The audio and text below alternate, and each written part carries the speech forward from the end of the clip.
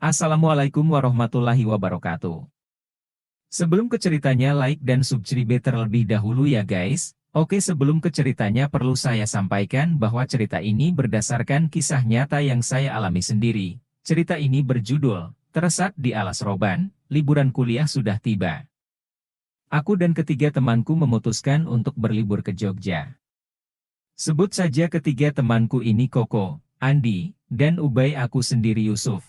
Pada hari itu kami berkemas pakaian dan mempersiapkan keperluan untuk berangkat menuju Jogja besok pagi. Kami berencana naik mobil ayah Andi. Singkat cerita, keesokan paginya sekitar pukul 4 aku mempersiapkan semuanya, terus aku pamit kepada orang tuaku, dan kemudian menuju rumah Andi.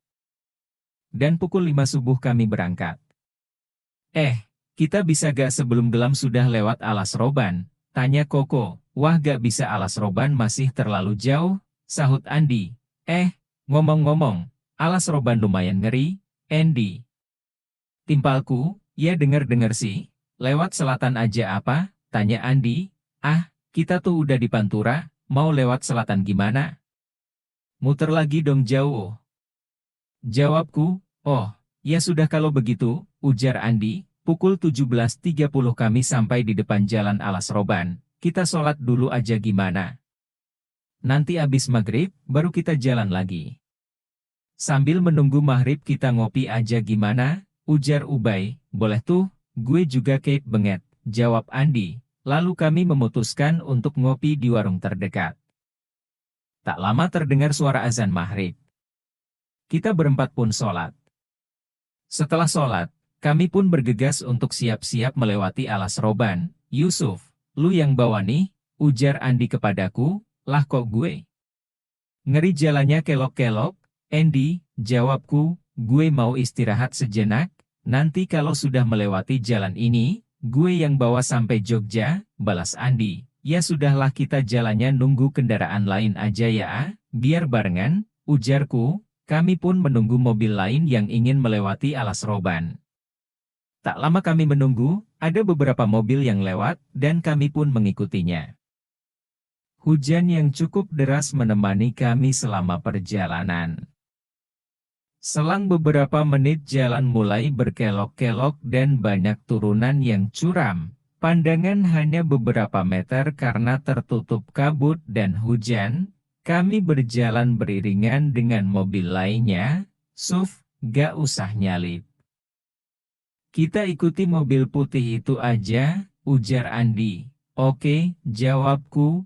Jalan kayak keong lu Suf, celatuk Ubay, gila lu Bay. Lihat jalan kelok-kelok gini, banyak jurang di pinggir jalan. Gue kudu ekstra hati-hati nih, sahutku. Buset, ini hutan serem banget. Semoga mobil tua ayah Andi ini gak mogok, ujar Koko. Kalau mogok kenapa kok, lu takut ya? Bukannya bapak lu setan, celatuk Ubay, lu kali be moyangnya iblis, sahut Koko. Ciet. Aku ngerem mendadak. Tiba-tiba di tengah jalan ada pertigaan, dan kami tertinggal dari iringan mobil yang lain. Lah kok ada pertigaan sih? Tanya Andi keheranan. Lah kok bisa? Mobil yang lain kemana? Sahut Koko. Terus kita jalan kemana nih? Tanyaku. Mobil yang kita ikuti ke arah mana Suf? Tanya Ubay. Wah, gue gak tahu. Tadi sih lu pada bercanda mulu. Jawabku. Ya udah kita ke kanan, ujar Andi. Koko dan Ubay mulai ketakutan dan berkeringat dingin. Kami pun sepakat belok ke kanan.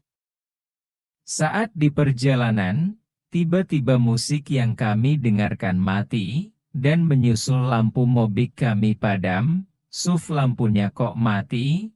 Tanya Andi keheranan. Gak tahu kenapa sih, tiba-tiba mati. Ya udah kita jalan pelan-pelan aja, ujarku. Stop Suf. Stop, teriak Ubay. Ciet. Lagi-lagi aku ngerem mendadak karena teriakan Ubay. Ada apa sih Bay? Tanyaku kaget. Lihat jalan depan coba, buntu atau apa? Tanya Ubay. Ya udah gue sama Ubay ngecek, ujar Andi. Andi dan Ubay turun dari mobil untuk memeriksa. Dan ternyata, bila tadi aku gak ngerem, maka habislah kami. Ternyata di depan itu jurang yang sangat curam. "Bey, untung tadi lu teriak," ujarku. Ya udah slow aja Sof. Kita mundur balik ke pertigaan tadi, ujar Ubay. Oh, oke, jawabku. Di tengah perjalanan, tip dan lampu mobil tiba-tiba menyala kembali. Dan dari kejauhan tampak sebuah rumah dengan lampu kuning 5 watt. Kami pun berpencar mampir untuk mencoba menanyakan jalan keluar dari sini. Andy, Bey. Coba lu tanyain ke pemilik rumah itu, kita ke arah mana?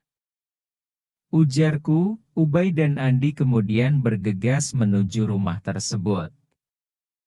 Terlihat dari kejauhan, seorang anak kecil keluar dari rumah tersebut, lalu Ubay dan Andi menghampiri. Tak lama, mereka pun kembali ke mobil. Apa katanya Andy? Tanyaku. Anak itu cuma diam.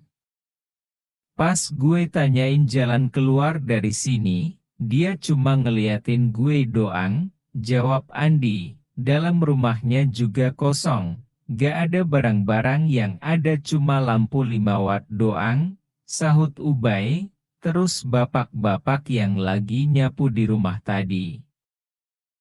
Gue tanya, diam aja ya Bey, timpal Andi, bapak-bapak lagi nyapu? Udahlah kita berdoa aja, ujarku. Saat kami ingin melanjutkan perjalanan, tiba-tiba mobil kami bisa di-starter. Kemudian kami coba baca ayat suci. Tak lama, bapak dan anak yang di rumah tadi berjalan melayang ke arah mobil kami. Koko yang ketakutan pun berteriak. Kami perkeras membaca ayat suci, dan tak lama, rumah itu menghilang menjadi hutan belantara, dan sosok bapak dan anak tadi lenyap. Aku coba starter lagi dan ternyata bisa.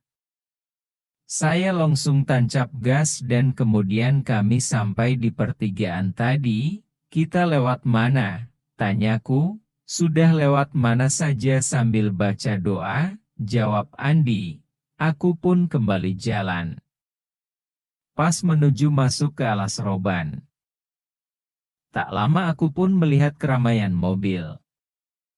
Aku konsentrasi penuh supaya tidak tersesat seperti tadi. Akhirnya, pukul 0.30 kami semua keluar dari alas roban, dan kami memutuskan untuk beristirahat di warung kopi. Pengalaman tergila baru kali ini, ujarku. Allahu Akbar.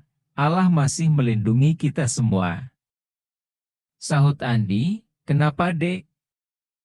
Gangguan ya di alas roban? Tanya ibu warung. Ya bu, sangat mengerikan menurut kami, jawab Andi. Ya bukan kalian saja yang beristirahat di warung ibu dengan raut wajah ketakutan, tapi banyak pengendara lain yang senasib seperti kalian.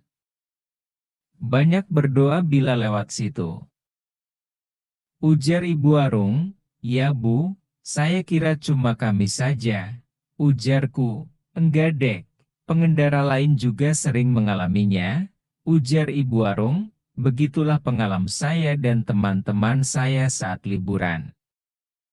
Kita dapat mengambil hikmah dari cerita yang saya alami, bahwasanya kita dituntut selalu hati-hati dan selalu berdoa sebelum bepergian ke suatu tempat, apalagi ke tempat yang kita tidak tahu seluk-beluk tempat tersebut. Sekian cerita ini, semoga bermanfaat buat kalian. Wassalamualaikum warahmatullahi wabarakatuh.